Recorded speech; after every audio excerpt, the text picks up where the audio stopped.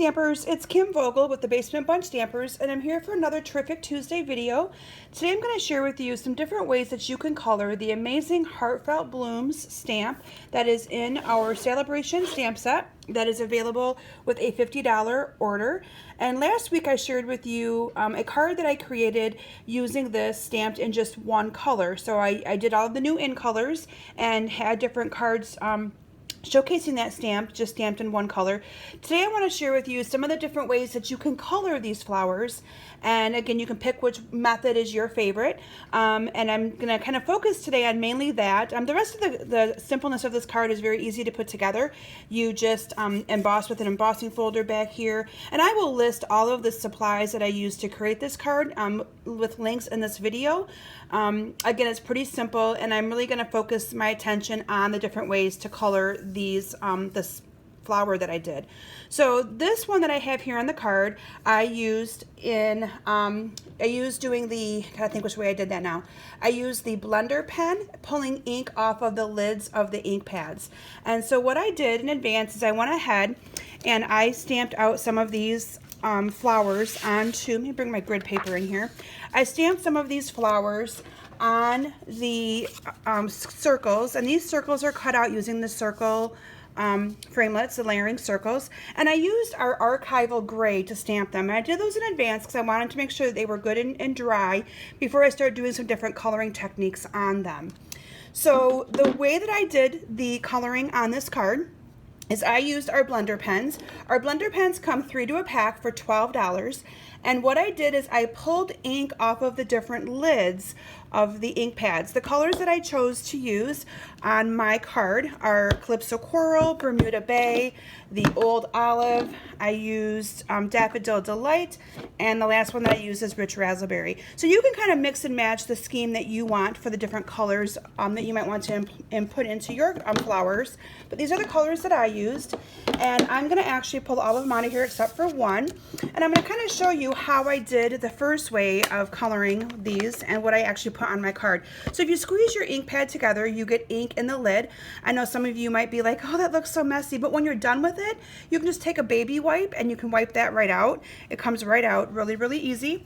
But what I did is I simply took some ink off of the lid and I went ahead and I colored in the different designs that I wanted. So I wanted the flower to be Calypso Coral, and so I just pulled from this lid and colored all of them in Calypso Coral. And so it is kind of hard to see sometimes where the flower stops and starts. So you just kind of use your best judgment and color that in.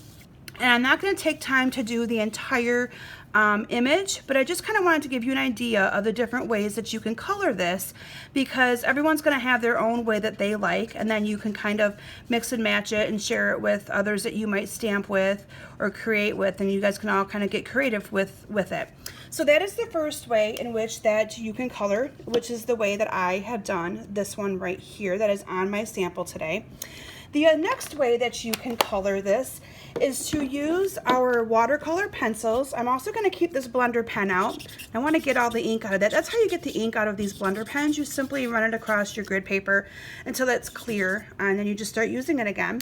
So I'm going to be using our watercolor pencils, and I actually chose the exact same 5 colors that I used on the other card, on the card that I did with the pulling ink off of the lid of the ink pads. So these are the exact same 5 colors, and I'm going to bring in a done one first so that you can see how pretty that is. Now that is more subtle looking, not quite as bright and vibrant, if I can speak here. But I do like that for the simplicity of it, and you can actually see a lot more of the different designs in it. Let me bring these two in. So this is the one I showed you first, and this is the one that I'm going to show you next. So I'm going to bring them right in so you can kind of see the different colors and the different ways it colors and brings the different flowers to life. Again, depending on how you want that to look. So with this one, what I did is I used the colored pencils, and I simply colored in the different colors on here. I'm going to apologize. I think that I accidentally grabbed the pumpkin pie out instead of the Calypso Coral, but I think you'll get the idea. And as I'm coloring this, you can see I am not really worrying too much about having it fully covered, and you'll see why here in just a minute. I really love these watercolor pencils because I feel it's just a nice subtle way to add color, and you don't have to really think about it too much. So I'm going to go ahead and color a little bit more here. And then what you're going to do after you have it colored, and again, I'd like to tell everybody not to kind of, sometimes you're going to see I left some white on here, and sometimes people like to have that colored in perfectly, but this blender pen is going to take care of that for you. So all I'm going to do is on top of that, blender pen that right in, and it gives it a really nice finished look, takes out all of the imperfections, and makes this flower just totally beautiful. You can see I'm coloring in some of those little areas that I didn't have color on, but look how pretty that is. Okay, so that is more of a subtle look, depending on if that's what you're looking for, is more of a subtle look. The third way that I'm going to show you in which I added color to this flower is stamping it on watercolor paper. Now I will tell you that every single one of these, I colored the exact same colors because I wanted to be able to give you an idea of how they looked in the exact same colors and just using different watercoloring techniques. Now I will tell you that the image did not stamp the best onto the watercolor paper. You can see that it's got lots of imperfections in it, but when you add the color, you really do not see those imperfections whatsoever. And so with that, I'm going to show you how to do it the third way. So the third way is to actually use our aqua painters. These you get 2 to a pack. I think they're like $17 maybe, or $16. Again, I'll have it listed in my my video and everything, so you'll be able to see that in the description. It'll also have a link back to my blog for this as well. If you haven't joined my mailing list, I encourage you to do so, because in addition to my weekly Tuesday videos, I also offer free tutorials on Friday, and all you have to do is join my mailing list to receive them. They are exclusive to my email list. I do not post them on my blog. I do not email them to anyone else. So if you would love to see some tutorials, please join that mailing list of mine, and I'll get you added there, and you will get them emails on Friday. So this is the third way, and it uses the same kind of technique of pulling the ink off of the lid, but with this aqua painter. Now this aqua painter is a lot more wet than the blender pens. This aqua painter actually has water in it, so you untwist it and you actually can add water to it right that way, whereas the blender pens already have like a clear liquid in them, so you don't have to do anything with these. They come just the way they are and you use them like that.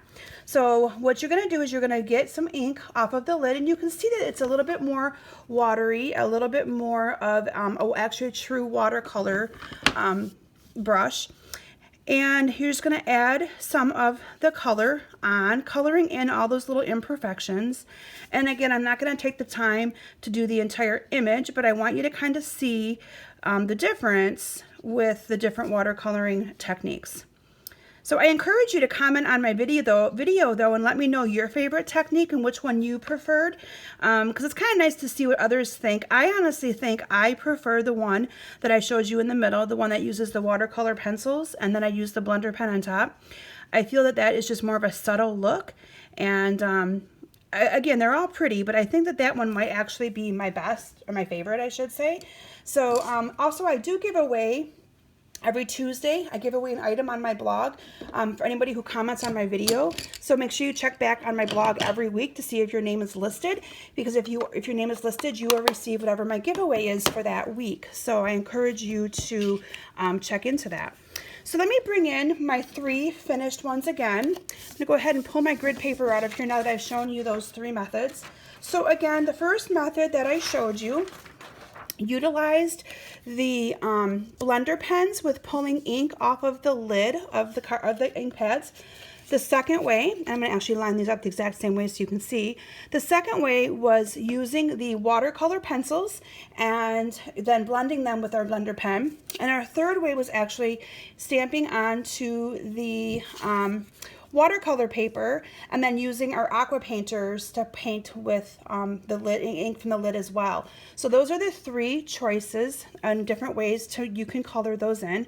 So again, I encourage you to take a vote and let me know what you like and which one you think is the best. I think they're all pretty. I love this stamp set. You can't go wrong with it. I will tell you though that if you're going to be doing some watercoloring, you do need to use an archival ink pad, either our basic gray or our basic black. So that is what I wanted to share with you today, with some ways in which you can color that pretty Heartfelt Blooms stamp set. If you are interested in this, all you need to do is put in a $50 order, and you can do that from my website at kimsbasementbunch.com, and then click on the Shop Now button off to the right hand side. You $50 order, and you can add this to your cart for free, and then I would love to see some of the creations that you make with it. Thanks for stopping today, and I hope you enjoyed this video. If you have any questions, you can always reach me at kim@kimsbasementbunch.com, and I look forward to seeing you all back next week. Have a great day. Bye.